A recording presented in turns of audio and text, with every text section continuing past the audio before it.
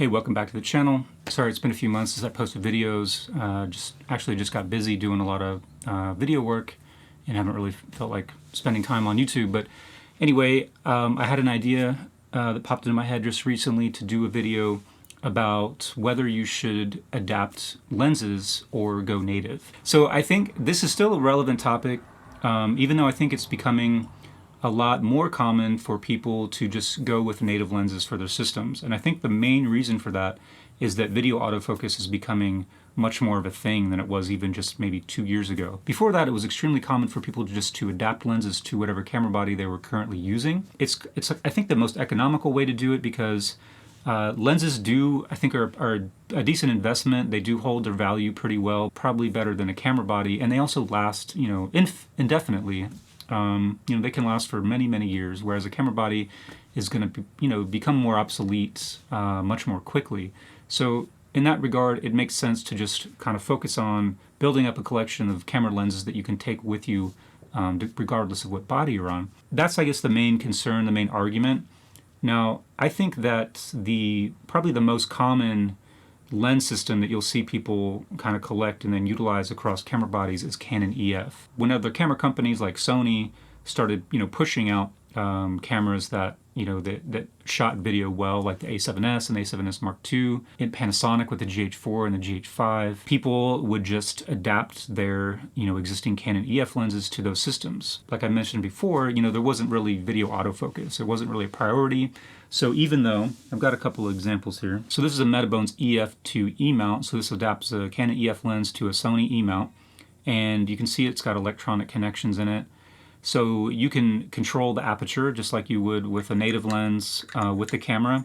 And you can also potentially have autofocus. There's different types of adapters.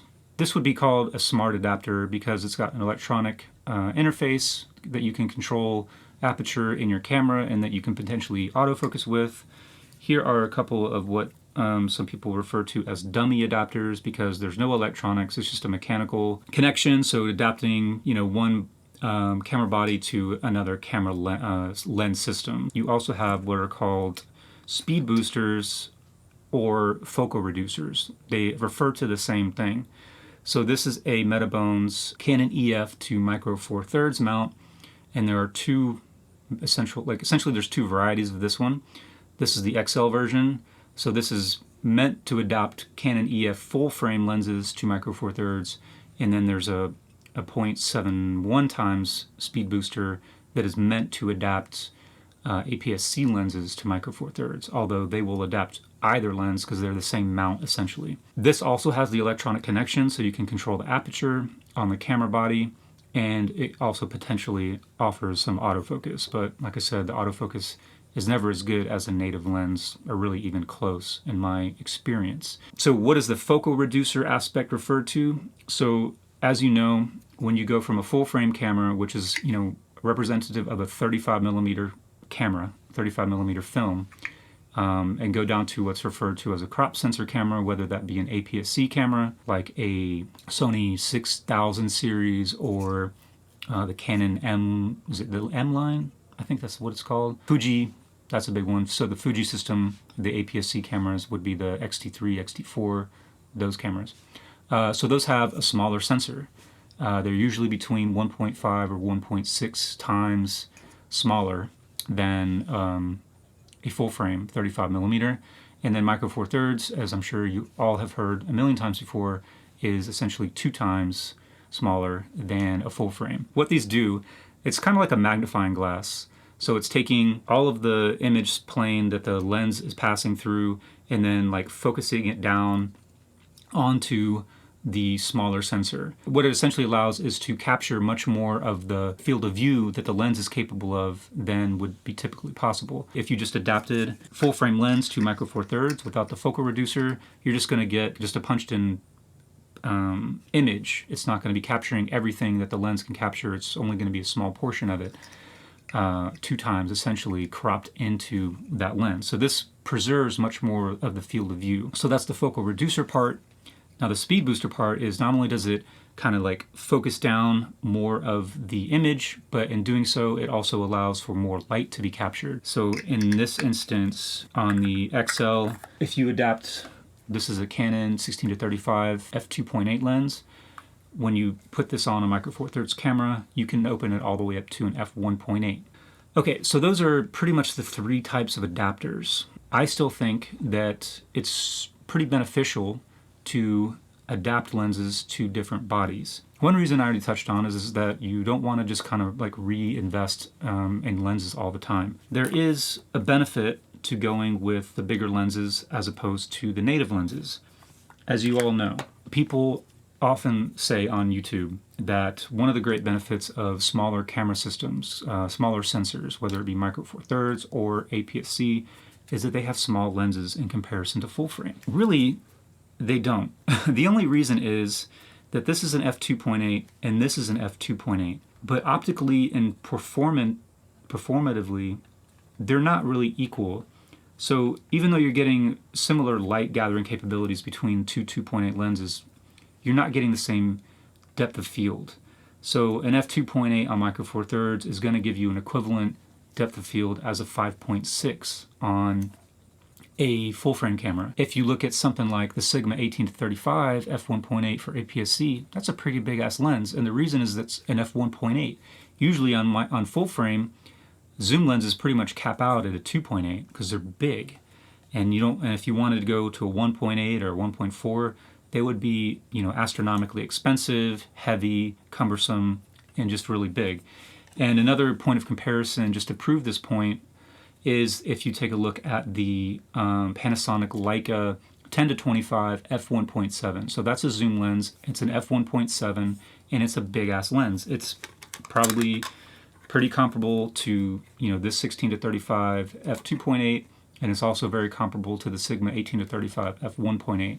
And that is all a result of having to go really fast in order to compromise for the depth of field penalty that you're taking by going with a smaller sensor. So yeah, you do get smaller lenses, but you don't quite get an equivalent lens. Even though this is supposed to be the equivalent of a 24-70 full frame f2.8, it's really more equivalent to what a 24-70 f5.6 would be. And they don't make those. If they did, they could probably be about the same size as this. Because if you look at prime lenses for the various systems, here's a full frame prime f1.8, and it's tiny. This is as small as a micro four thirds lens. In fact, the micro four thirds lens is bigger because it's an f.95, so bigger glass elements to compensate for the depth of field penalty that you're paying for the micro four thirds. So you're essentially getting an f1.9 field of view or depth of field equivalent, and as opposed to a 1.8, and the lenses are the same size. So that's a misnomer, and that's a complete aside. I'll probably just edit that whole part out there.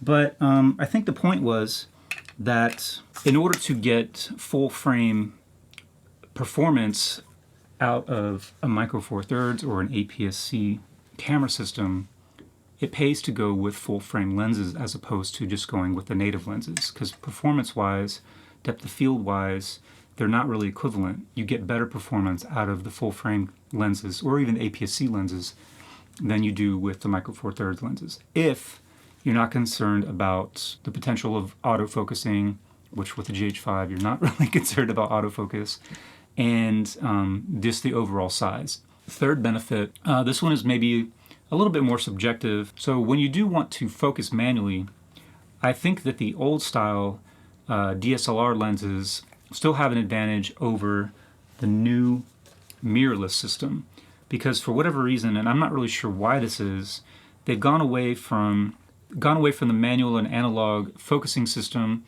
which has distance markings on the lens. It also has stops at minimum focusing and infinity focus, so when you've reached those 2 points, even though you can usually keep spinning the lens, but you can feel when you get to those points. So they've done away with that, and I'm not sure why, and gone with a focus by wire system. So it's like a completely digital focusing system that communicates directly with the camera, and these are just focus rings that just spin infinitely, so they're not really moving anything. They're not moving the glass elements, physically moving the glass elements in the lens.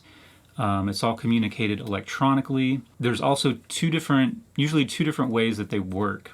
And sometimes lenses or camera bodies even support both ways, but that's not common across all mirrorless lenses, unfortunately.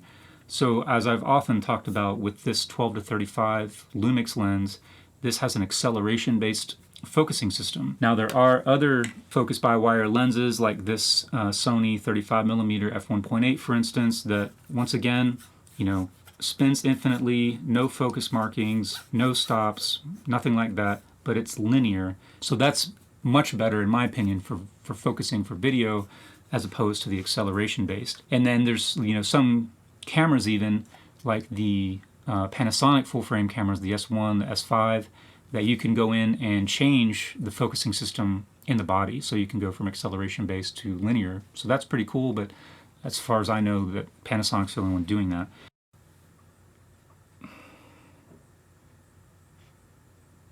And there's another issue with these focus-by-wire lenses, and when you turn the camera off and turn it back on, it's not focused in the same spot anymore. So that's my last point, the benefit of adapting lenses.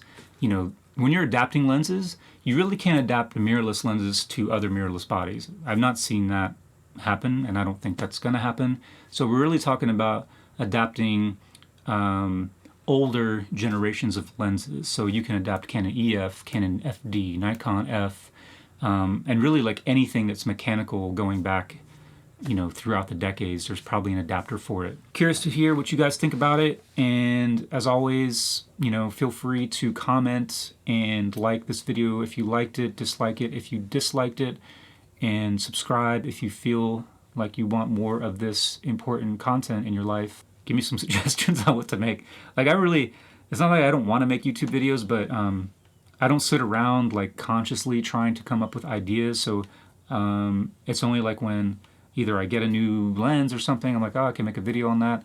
Or like something will just pop in my head, like, oh, why don't you just do a video about Speedboosters or lens adapters, and is that still a thing anymore? I don't know if anybody really cares, but, you know, just something to do. So leave some suggestions if there's anything that you want to know, any advice that you need about something related to video production. Give me some ideas on something to make. So anyway, see you later.